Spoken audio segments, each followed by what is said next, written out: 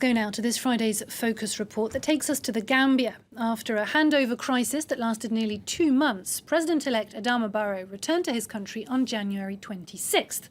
For security reasons, Barrow had been waiting out the political storm in neighbouring Senegal. Only under a clear threat of armed intervention by regional powers did his predecessor, Yahya Jammeh, accept his defeat in the December ballot and leave the capital for a life in exile, finally allowing this small and impoverished country of less than 2 million inhabitants to turn the page on his 22-year-long rule. Now, President Barrow has embarked on his 3-year transition plan. His first order of business is to put in place a government able to put his campaign slogan of a new Gambia into action. And there are immense challenges ahead, as our regional correspondent Sarah Sacco reports with Emmanuel Landais.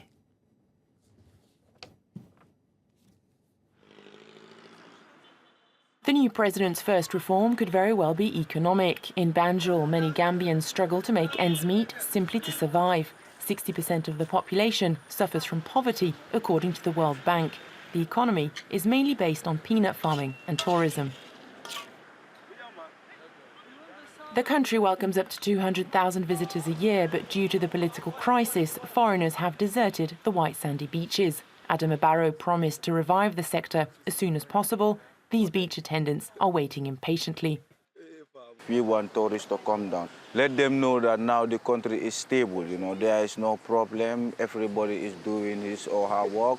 Everything is okay. Let them come, As you can see, the sea is even smiling, Everybody is happy, really. But despite the enthusiasm of Gambians, recovery could be a little more difficult than imagined. Yahya Jammeh's chaotic and unpredictable management of public affairs has scared investors away.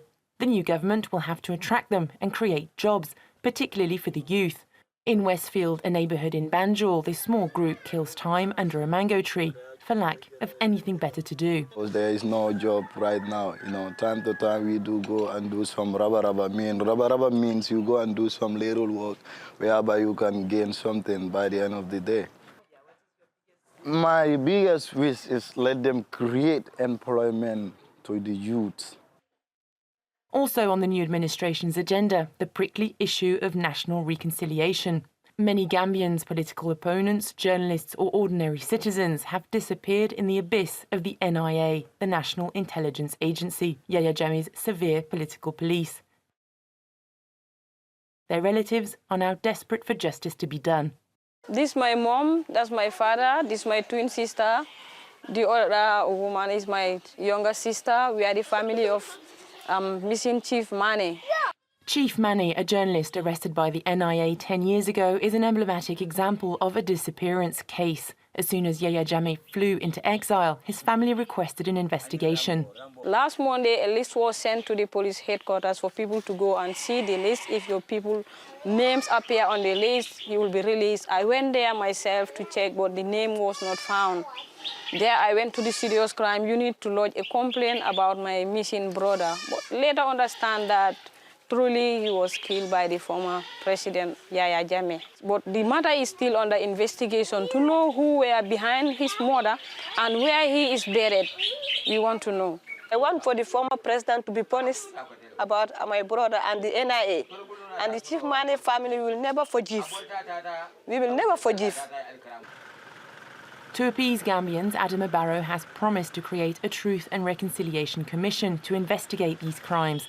He also claims to want to change the name of the NIA and professionalise its agents.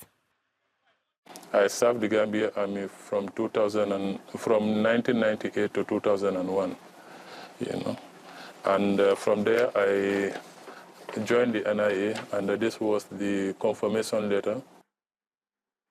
After 11 years at the NIA, this man ended up being arrested himself. He was a victim of settling scores, he says.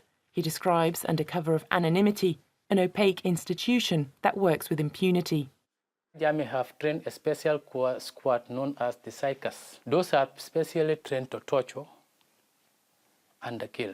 Those are the people invited to come and do the interrogation through tortures. Yahya Jammeh has put the sense of divide and rule in the Gambians to the extent that I cannot trust you as a neighbor, I cannot trust you as a family member.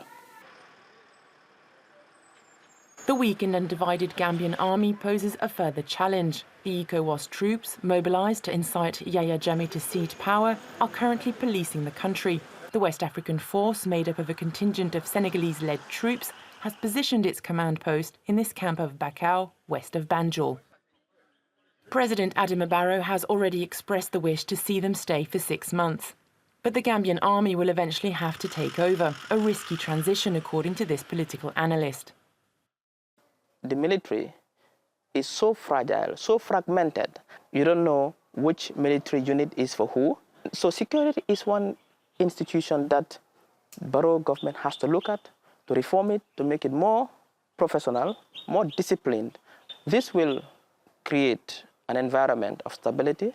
People have confidence in the system, and this can bring investors, which will eventually be good for the economy. Gambians will need time to heal the wounds left by 22 years of dictatorship, but in the meantime, they're enjoying their newfound freedom. Well, for more on this, let me turn now to our guest. Florent Gilles is in charge of the Africa Bureau at the International Federation for Human Rights. Hello, thank you for being with us on France 24. Thank you very much. Now, let's start with that Truth and Reconciliation Commission idea. How might that process work for the Gambia?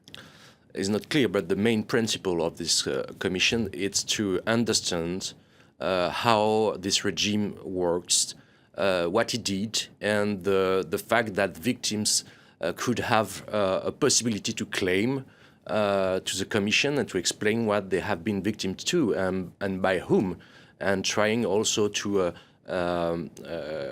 disorganize the regime put in place by Jammeh and his troops, and trying to build a new state within a judicial system and more independent, with a real capacity for a citizen and for the people to claim when he is a victim of the state, etc., etc. A real democratic state. And these processes generally don't end with trials, etc. It's a moment of reconciliation. But does that mean that Jammeh would not be tried for his crimes? It's not clear today.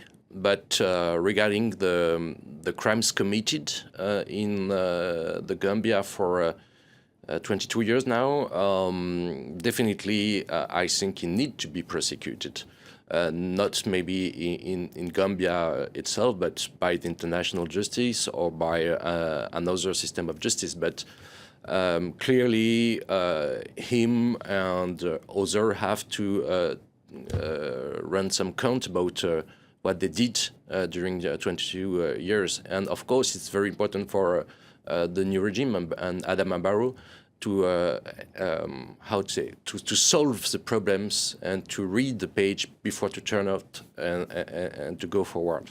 And as we heard in that report, there's concern about the army and the security forces having these people who were corrupt during Jammeh's rule. But when push came to shove, when the moment came just a few weeks ago, the army didn't fight to keep him in power. Is there really a risk of they're staging an uprising now? Yeah, especially in this transitional period. That's why also there is a ECOWAS troop, and that will stay for maybe 6 months at least. So there is a real risk, and before also there is also supporters of Jammeh who remains in different place of power, and especially in the army. The army turn off its support to Jammeh very lately. So the reform of the security, it's clearly a main priority. Also to avoid any coup d'etat or conservative coup d'etat, etc., etc. So it's a priority, it's a necessity, and also to reorient the Gambian army forces to the defense of the territory and not to the attack against its own people. Florent Gilles, thank you very much for having spoken to us on behalf of the International Federation for Human Rights. Thank you.